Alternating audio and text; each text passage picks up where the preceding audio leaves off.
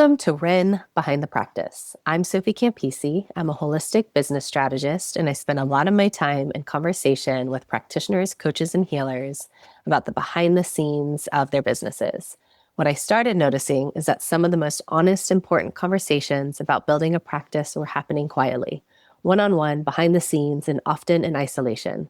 Most practitioners are incredibly skilled at the work they do with their clients, but very few of us were ever taught or trained in how to build a successful startup business. And suddenly, we've been left to figure it out on our own. This podcast exists to bring those conversations forward, the dreams, the uncertainty, the highs and the lows, the recalibrations, and the messy middle. My hope is that by normalizing these conversations, we can soften the stigma, feel less alone, and start closing the gaps together. Today's guest is Mamta Landerman. Mamta works with women to integrate on a mind, body, and consciousness level, guiding them to get past their anxiety and traumas and move into feeling confident, inspired, and more self-expressed. Mamta, it's great to have you here. Thank you so much for joining me for this conversation. Thank you, Sophie. It's great to be here. I'm looking forward to it. Before we look behind the scenes today, can you share with us a little bit about the work that you do? Yeah, I have a training on an energy level where I did 8 years of psychic clairvoyant training. And then I became also an Ayurveda practitioner and a teacher. I'm an Ayurveda teacher. I'm a Vedic astrology teacher and practitioner. I also do Jinshin Jitsu, which is Japanese form of acupressure. And I've also trained in NLP. And there are other energy work that I do as well. And I found that while each of these is really great at helping people, it's learning all of them that puts the body, the mind, and the consciousness together. So it's really about integrating those because, our body, we take actions in all kinds of ways. We'll be eating, we'll be drinking, cooking, attending to business, all of this. And our mind, which goes much faster, is all over the place. Okay. And then you have your own consciousness, which we rarely tap into because we're really working with our minds and not our consciousness. But our consciousness is the experiencer of everything. And they all work at different speeds, and consciousness works best in silence.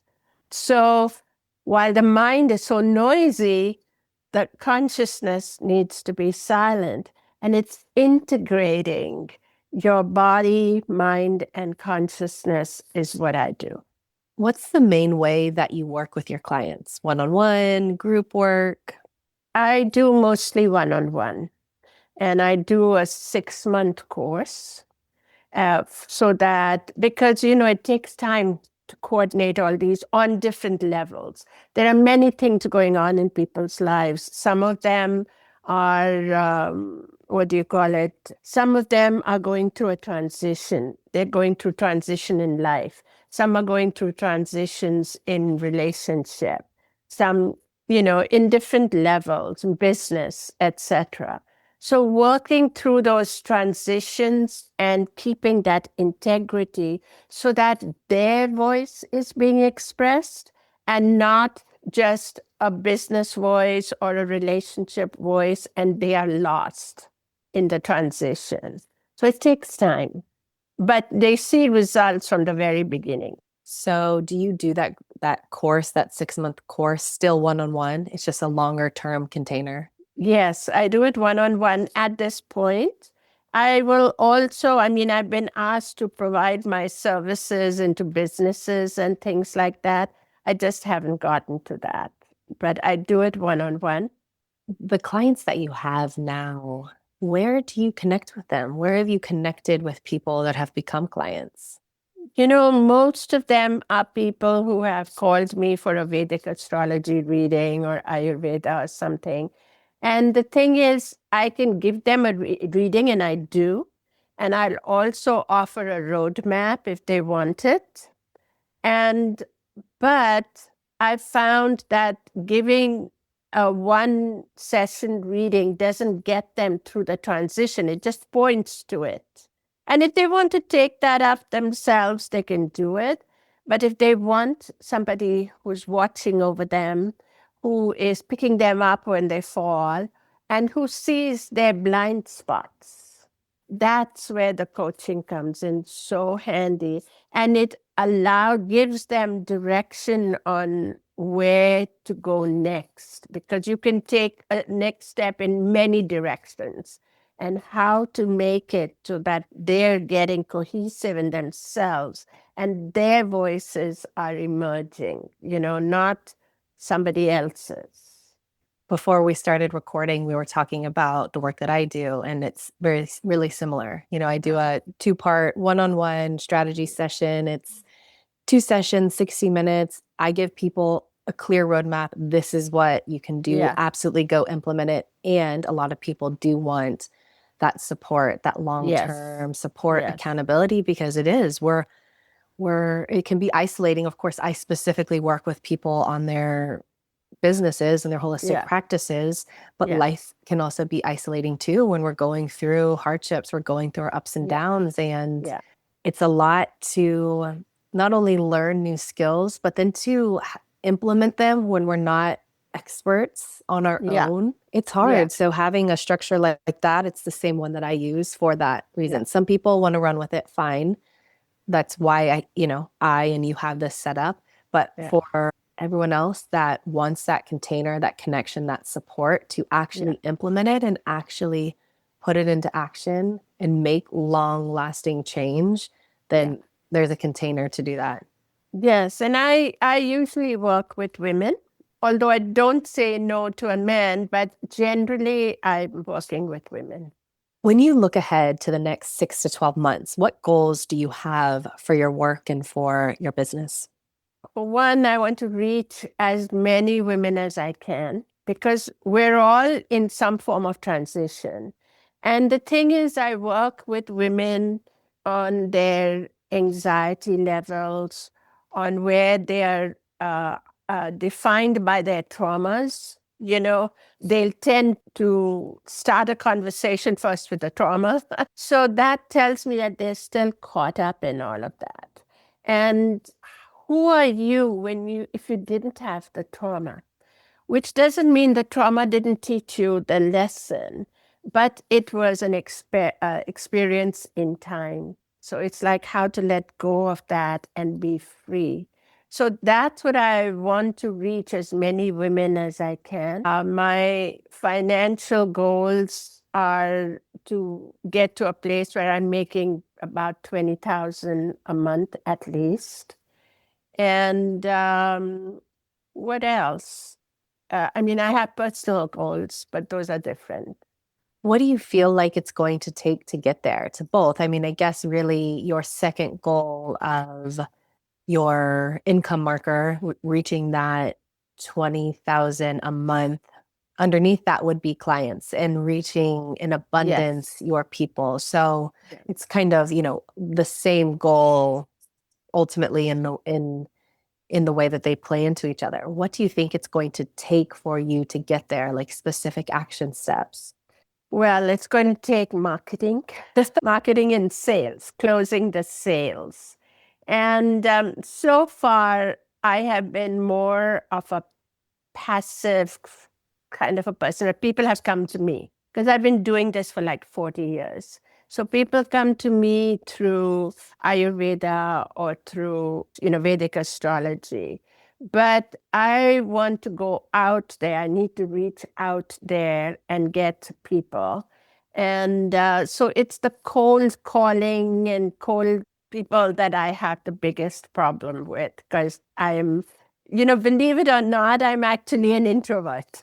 Even though I have a background of theater and all of that. So I can be very friendly with people and be outgoing, but I tend to be inside, and it's coming out and doing cold calling and putting myself out there is what I find most difficult. If you have any suggestions, I'd love it. I do. I do have a lot of suggestions, but I do want to say that you're not alone in that. And that is one of the biggest breakdowns that we have, those of us doing mission driven, heart led, soul work. Yeah, The cringy business sales yeah, stuff, like it's so gross to us. It's so icky.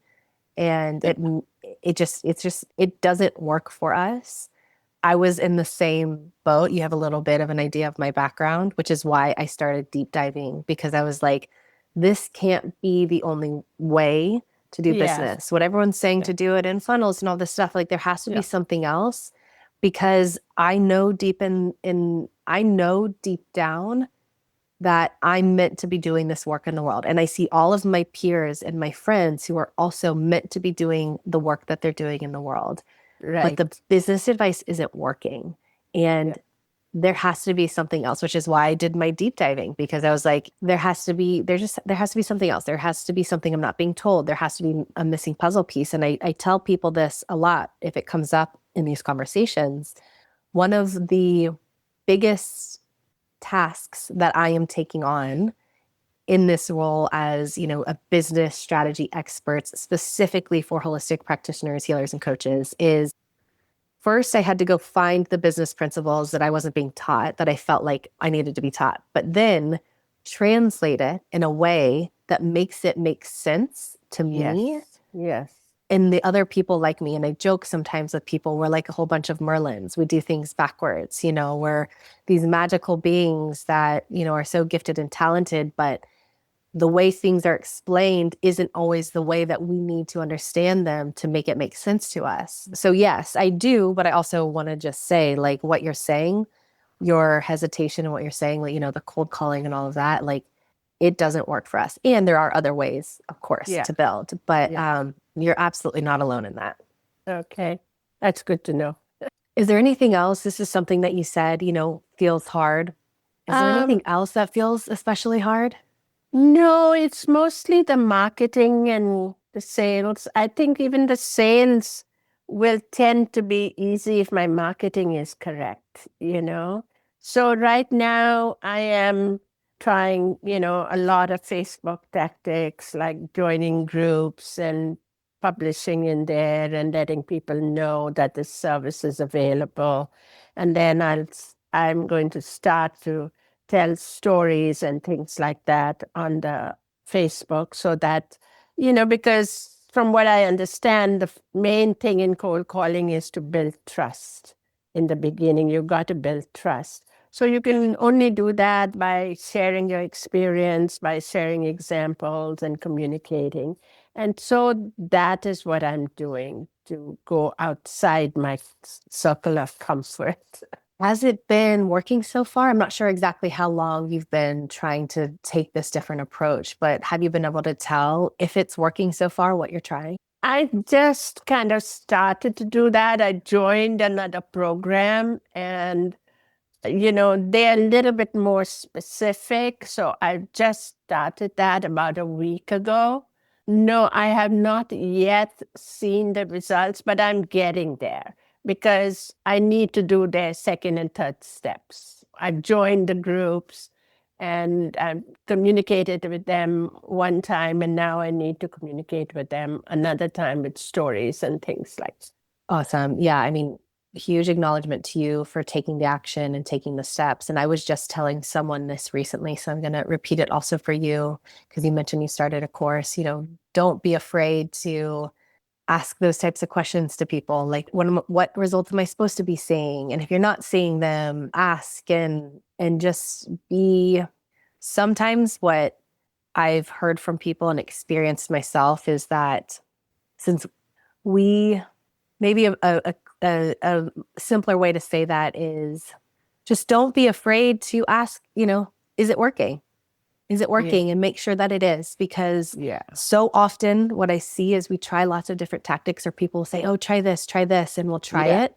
yeah, But also it's like, hey, like, is it working? And can you not guarantee, nothing's guaranteed, but can you guarantee results? And what results are you guaranteeing? And then being able to see, like, is it working? Is it working for other clients that you have? yeah, And, like yeah, that. yeah, We're I'm saying that collectively, not asking that enough, not in a negative way, just like it's time for us to all raise the bar together. Yeah. The world needs us more than ever. People need our work more than ever. So we do Yeah. need to raise the bar on this, figuring out the business side Yeah. so that people can find us. Yeah. Yeah. I mean, do you have any ideas? I'm open to it. Yeah. Yes, I do. Well, without knowing exactly what you're getting taught in that course, one of the things is definitely I teach people how to, what you said is absolutely true. Trust is everything. Yeah. Trust is everything. Building trust, and especially in today's world, Yeah. and there's so much out there and there's so much noise and people have so Yeah. much fatigue. Trust is everything, but also consumer behavior has changed a lot. So in the past 10 years, consumer behavior has changed a lot. So old business models, there was nothing wrong with them, but more things that are like funnels and clear direct routes. That stuff actually doesn't work as much anymore. Consumers are more, a simple way to say it is they're more conscious, they're more awake. If they feel like they're getting put into a, box and pushed one direction with no place that they can go, they don't like it. No. They don't like it. It has them be distrustful. So the way that we have to approach it as service providers who do have something that can help them, it is taking a different approach. It is not as simple and clear, but it also is more in alignment with our nervous systems and how we want to show up. And so that's first and foremost, is to understanding that consumer behavior has changed a lot when it comes to building trust. People, if they feel like they're getting duped, if they feel like you're pushing them someplace, they don't like it. So the metaphor that's more accurate for today's landscape is like a playground. People need to be able to assess you as a service provider, your character, your values, the quality of your work, what you offer in more of a playground style. They need to have the freedom to maybe get on a Facebook page and read some of the posts that you do. But, okay, she does some YouTube. So let me check that out and listen to that a little bit. And then they might be like, oh, she was on this podcast. Let me listen to how she speaks. Like they're looking to gain trust and assess us in different ways that they used to. Again, if people feel like they're getting pushed someplace and they don't have a way out, they don't like it.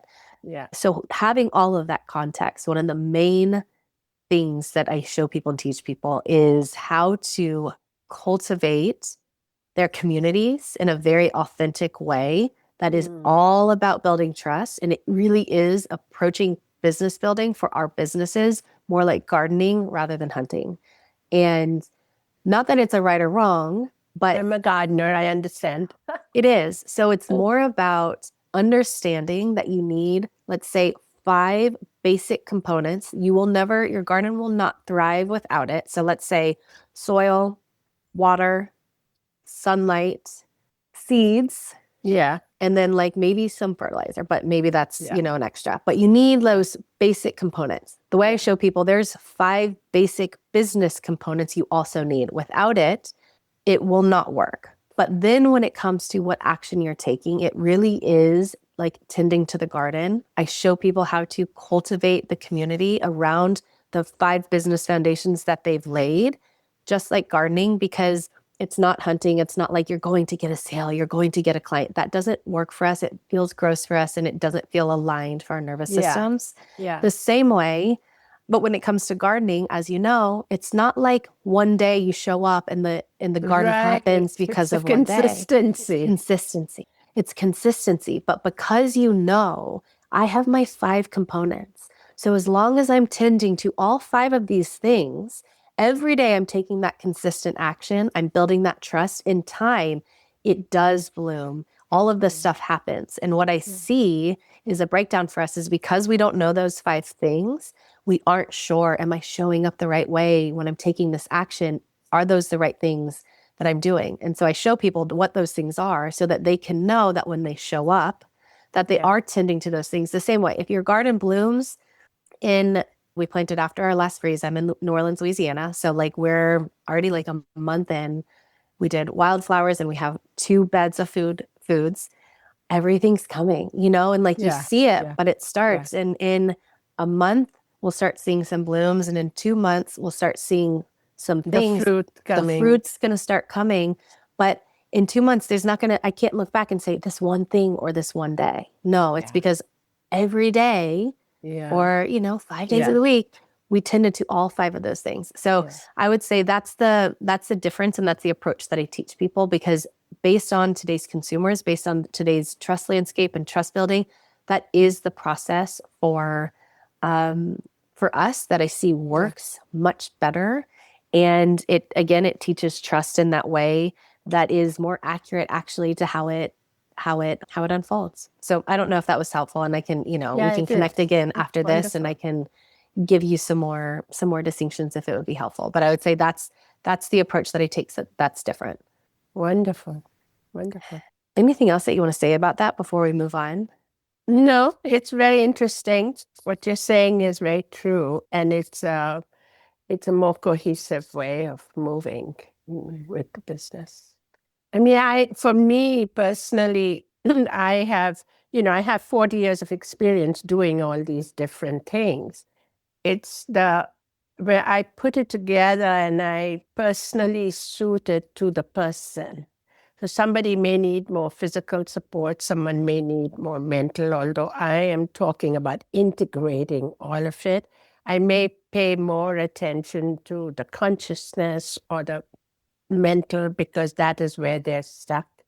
So I vary that, because it's one-on-one, I tailor it to the person. Yeah. Yep. What's the cost? What's the cost for you, for others, for the world, if it doesn't happen, if you aren't able to find the clients that you want to find, the women, and cultivate that community and build that trust and get your practice to that income marker that you want to get it to? What's the cost? For the cost for the person is that they miss out on the integration. So they just stay anxious, they stay traumatized, and they're trying to push through that barrier that they're facing, as opposed to making that barrier a foundation, something that is past, that has shaped them, but now they get to be free of it and they come out freely into the world. From their perspective, it's actually a huge loss because you're imprisoned in your own stops and things like that. And for me, it is, if I'm not making, that's what I need to meet some of my other goals, is I need to make about 20,000 to begin with. And I make the money on a level, but I'm not making it like 20,000 a month. So that, I think that's what is very important to me, is to get there. And some of how I'll get there is just, like you said, through consistency. And I'm trying out some different levels of marketing and trying to be consistent with that. But my problem was I had a little bit of a nervous scare a little while back, which I'm recovering from. Things have slowed down, but now I'll start picking them up again. One of the things that I want to highlight is, based on what I know, which isn't a ton yet about the work that you do in your practice, but you said, a lot of your early clients were coming for Ayurveda or astrology readings specifically. This other chapter of your work that you're talking about is actually a little bit of a different ball game. So this actually falls a little bit more in the startup landscape, where your Ayurveda work fell a little bit more into what could be considered more classic small business, because people knew, okay, Ayurveda, I need to go find someone that does Ayurveda. Or yeah, they come with a direction. Yes, they know exactly what they want and need, and so they can find you. This other part of your work, the reason why it's different and harder is because it's a completely different ball game. Yeah. It is has more in common, and is actually more of a startup business, like the startup founder path, which, to give you a little more context for this, and this might be helpful for you, is, for instance, with Ayurveda. Ayurveda has been in practice for how many thousands of years? Same with astrology. It meets a clear need. People are looking for it. They know about it. Then when we go into this whole other pocket of the world where that's my expertise. My bread and butter is working with people who have tons of certifications. And then what they do, it's very personalized and it doesn't fit into a clear box the same way that Yeah. something like Ayurveda might, where someone Yeah. are coming. Yeah. Yeah. So the flip of that is there is a different process. There's 3 steps to business building. You have the startup search phase, then you have the growth phase, then the maturity phase. The growth phase is where people usually start right away in trying to grow, where really if we're starting something new that falls more into this startup entrepreneurship thing, we need to really nurture the startup search phase. And the garden metaphor that I gave you, that fits there. That's what I teach people how to do and employ, because you need to lay your business foundations. Again, like thinking of those 5 components: Yeah. water, sunlight, dirt, seeds, Yeah. and Yeah. then some special sauce, maybe Yeah. fertilizer or whatever, your unique point of Yeah. view. That's what I, talk to people about. You have to have those things. And if people don't have the business equivalent of those things, Yeah. and really get that stuff solid, just like the way when you get outside and lay the foundations for your gardening after the last freeze, you lay all those things down and then you start tending to it. But often what's happening is because people don't realize that they might not have all 5 of those base components, and then they start trying to tend. That's the growth phase, but they're missing something. They might be Yeah. missing one or multiple of those 5 components. So then they go straight into growing and they're not Right. seeing any buds coming up. They're not seeing anything happening. They're like, oh, what's happening? What's happening? Well, really, if you're a gardener and well, like you missed this major component. Maybe you Yeah. have dirt and water, but you never put seeds in it, or Yeah. you're missing, the sunlight. You planted it in a Yeah. place that it's never going to grow, right? Yeah. Yeah. So that's what I teach people to do in the startup phase specifically. So what you're saying, and I want to acknowledge that and give you that distinction, because I do have lots of conversations with people like you who had success in a different area kind of their Yeah. business, and they're Yeah. trying to start a new one Yeah. and it's not working out the same way. I see this a lot with former therapists who are now Uh-huh. starting to try and go into the coaching world because they had a lot Coaching. of Yeah. therapy clients and they were Yeah. really successful, but now they want to come out of that world and Right. have the freedom to not be constrained by insurance and all of these things. But then they struggle to get their practices going. And I just remind them it's a different ballgame. So it's not that you're Yeah. doing something wrong, but you do have to understand it's a different thing at play. Yeah. Yeah. That's very important, actually, you're Yeah. saying. Yeah. Anything else that you want to add to it before we wrap up today? No, I think I'm really happy to know what you're doing. And don't feel new just because of all the things that I've done. But I understand what you're saying is that it is a whole other business of coaching than from counseling, I do understand that. And thank you for that. Yeah. You're so welcome. Mamta, thank you so much for joining me today to have this conversation. And for those of you who are listening, if any part of this resonated, you're in the right place, please reach out. I want to hear from you.